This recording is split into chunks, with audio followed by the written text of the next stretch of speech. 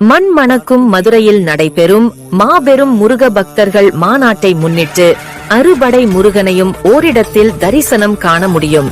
அனைவரும் கலந்து கொண்டு முருகன் அருள் பெறுவோம். அனுமதி இலவசம். இடம் அம்மா திடல், பாண்டி கோயில் அருகில், மதுரை.